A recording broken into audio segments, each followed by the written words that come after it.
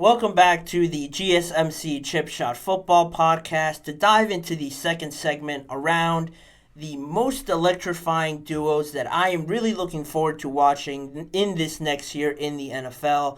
After the NFL draft, a lot of players really were drafted into situations where they match up and can combine and make some really exciting new teammate groups, some new duos that I'm sure will make a huge impact in the NFL this coming season. I have them ranked one through five on my list with some honorable mentions, so I won't take up too much of the time.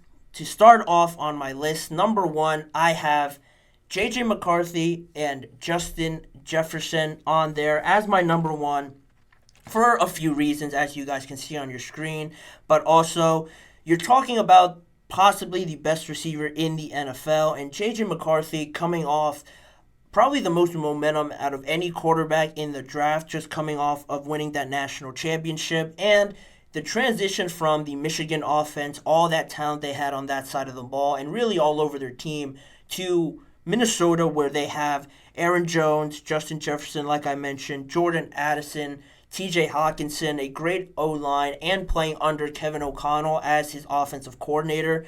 I don't think you have a closer transition from college to the NFL. I've said that this was my favorite destination for not only J.J. McCarthy, but for really any of the quarterbacks that were drafted there.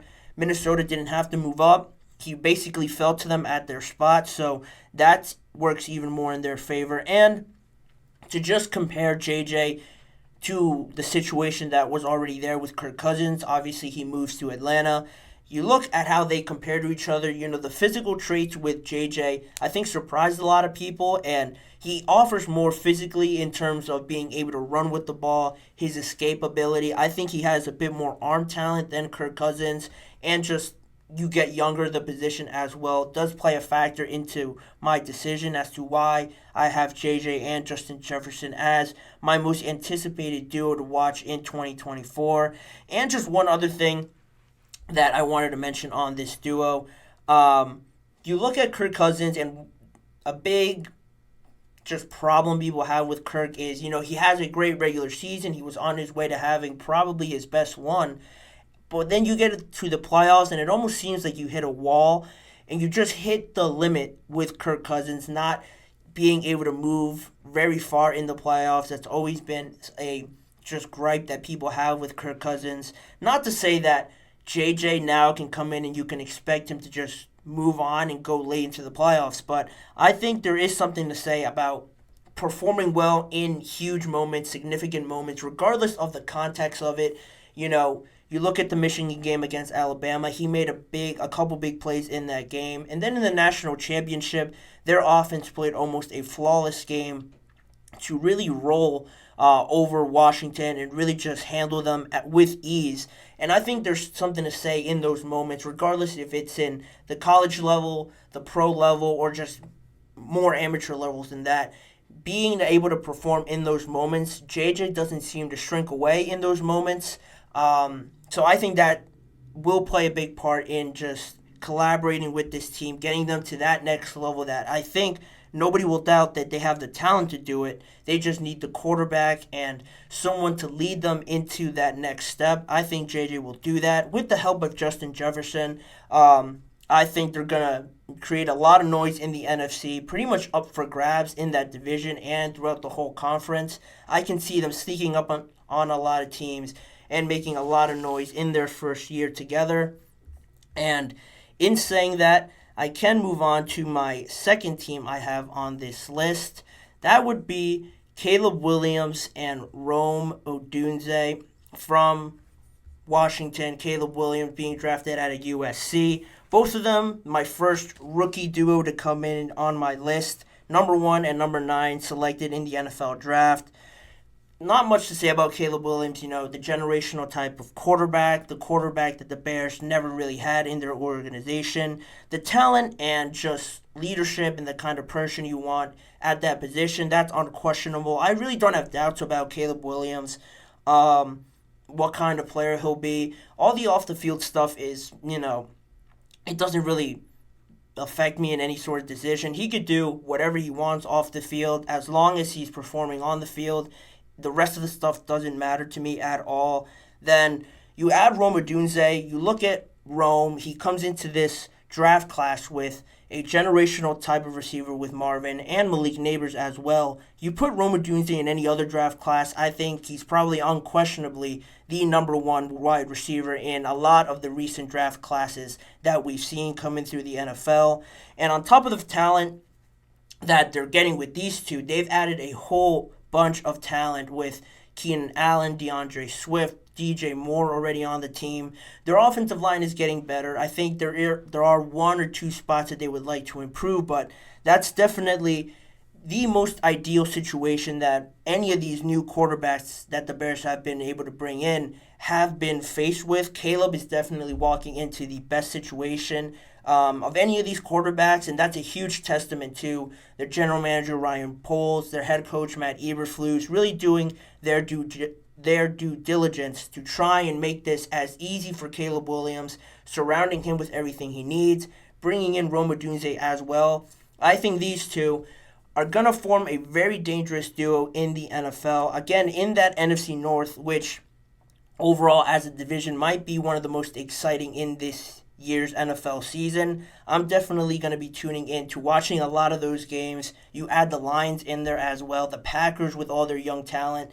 That division from top to bottom, I don't think you can name a real legitimate top team that you're really confident can win that division because it's also spread out. There's so much talent in there. Caleb and Rome will add on to that, and I'm very excited to see them play in this year's NFL season. Moving on with the list, however, at number 3, it looks a little suspicious just because I cheated here a little bit. I don't know who is going to be on the 49ers when the season starts. It could be Brandon Ayuk, it could be Deebo Samuel, it could be both of them, but I wanted to include Ricky Pearsall in here as well. And if all of them are on the team, that's even better because they would fit into my number 3 spot as I have them here on the screen. With Ricky Pearsall, not a lot of people would hear of him just because of him being in Florida. The University of Florida didn't have a great season. The stats-wise, record-wise, not many people tuned in to watch and really evaluate a lot of their players. Ricky Pearsall definitely stuck out a lot.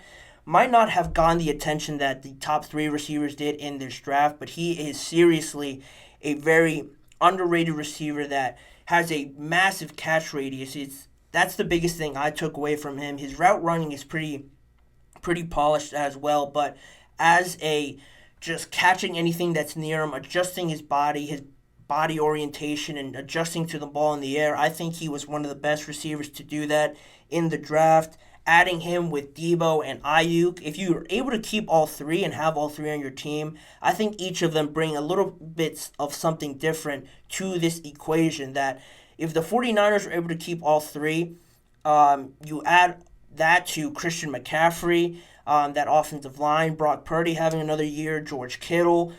This offense somehow would be getting better with Juwan Jennings as well in there. I don't want to exclude him because he's another underrated player that really drew my attention as well. You have all of those guys plus the defense that they have, and coming off of a Super Bowl run, somehow they're getting better with Ricky Pearsall coming in here as well. I would think they would remain the number 1 team in the NFC, but regardless of that, having all 3 of them, I think will make this team even more dangerous. And most of all, I mentioned Brock Purdy, just helping him develop even more. If people had any doubts around him, I certainly don't after what I saw this year. Just doing whatever you need to help him develop more, bring in another weapon, and just make it easier for him. The 49ers, no surprise, know what they're doing with their quarterback. They've already said they want to pay him. They have no problem doing that. Adding this sort of wide receiver group, I think, will not only help him, but will certainly be exciting to watch how all 3 of them just play off of each other and how really unstoppable this 49ers offense can become in 2024 with all 3 of them, or even two of the 3 if one of them ends up leaving. But saying that, I will move on to my number 4 team, Kyler Murray and Marvin Harrison Jr.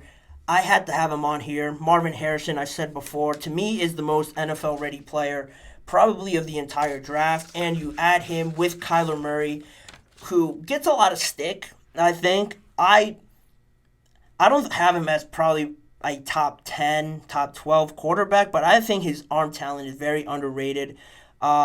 It's always these baseball guys, these dual athlete guys that just have very easy throwing motions. It just seems effortless when they're trying to throw a ball. Even for Kyler, who gets a lot of stick for his height and not being a huge presence there in the pocket, he could just change an arm angle, escape out of the pocket, and just make ridiculous throws regardless of that. He struggled last year with injuries and only was able to play in 8 games, but in those 8 games, he still put up 1,800 yards throwing, 244 yards receiving, and a combined 13 touchdowns just from him when his top receivers were a second-year tight end, Trey McBride, who is a very good tight end, I want to add on.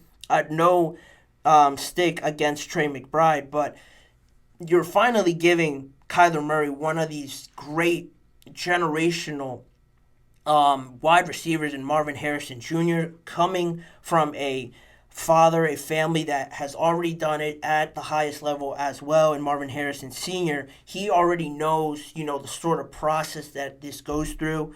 And it'll be a massive help for this Arizona offense that has James Conner in there. I like the addition of Trey McBride as well to that backfield, but, you're getting a wide receiver in here now that is sort of getting the attention that a Larry Fitzgerald did back in his day in terms of just hype and impact that he can make on this team.